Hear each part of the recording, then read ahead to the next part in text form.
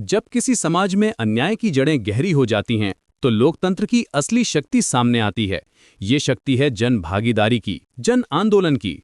आज हम बात करेंगे उस ताकत की जो हमारे देश को बदलने में सक्षम है, पब्लिक पार्टिसिपेशन और जन आंदोलन की।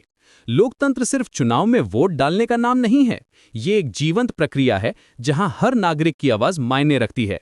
जब हम कहते हैं कि लोकतंत्र की मजबूती सिर्फ संस्थानों में नहीं बल्कि नागरिकों की सक्रिय भागीदारी में है, तो हम एक गहरी सच्चाई की बात करते हैं। पब्लिक पार्टिसिपेशन के कई रूप हैं, वोटिंग से लेकर एडवोकेसी तक, प्रोटेस्ट से लेकर कम्युनिटी ऑर्गेनाइजिंग तक। हर रूप में एक ही संदेश छुपा है, हम सिर्फ तमाशबीन नहीं हैं, हम इस शासन के रंगमंच के कलाकार, आलोचक और लेखक हैं। भारत में जन आंदोलन का मतलब है जनता का उठ खड़ा होना।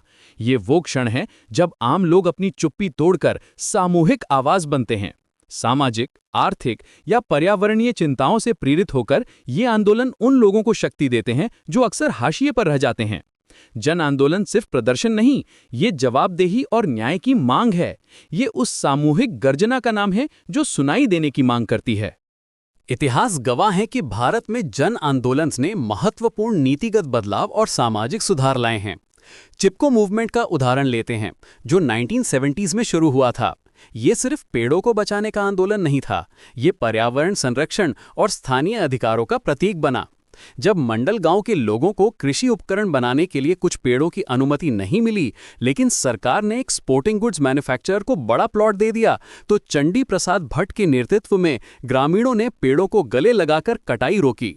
ये आंदोलन इतना प्रभावी था कि 1972 से 1979 के बीच 150 से अधिक गांव इससे जुड़े। अंततः 1980 में इंदिरा गांधी ने उत्तराखंड हिमालयाज में 15 साल के लिए कमर्शियल फेलिंग पर रोक लगाई। आज के समय में साहिल, टेक्नोलॉजी और सोशल मीडिया ने पब्लिक पार्टिसिपेशन को एक नया आयाम दिया है। डिजिटल प्लेटफॉर्म्स ने मोबिलाइजेशन की गति और पहुंच को लगभग 40% तक बढ़ाया है। हाल ही में हमने देखा है कि एजुकेशन और वेलबींग के लिए शुरू हुआ एक जन आंदोलन 2025 में 5 करोड़ से अधिक स्टूडेंट्स, टीचर्स और पेरेंट्स को जोड़ने में सफल रहा है।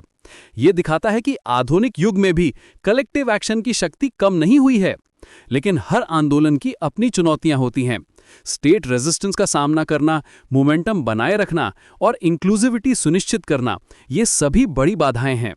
अरुणाचल प्रदेश में चल रहा एंटी करप्शन मूवमेंट इसका ताजा उदाहरण है, जहां एक्टिविस्ट को अपने प्रोटेस्ट के लिए भी एनओसी लेने में कठिनाई हो रही है।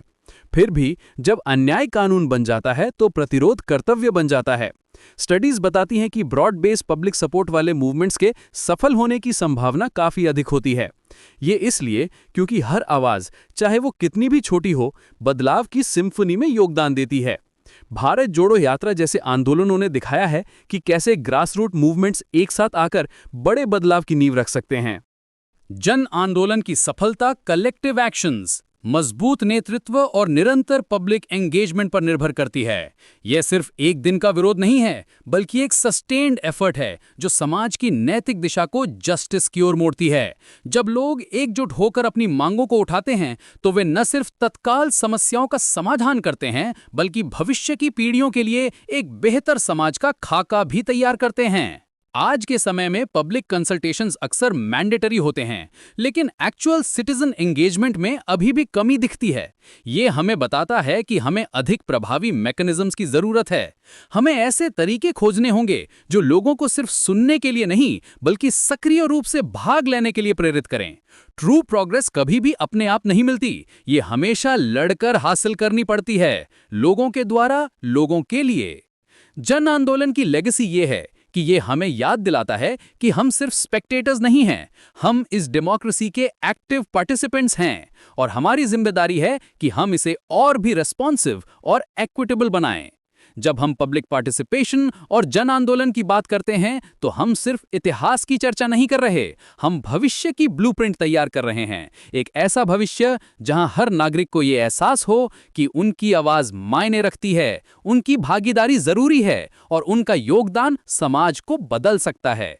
यही है जन आंदोलन की असली शक्ति। ये हमें याद दिलाता है कि बदलाव संभव है, बशर्ते हम एकजुट होकर उसके लिए खड़े हों।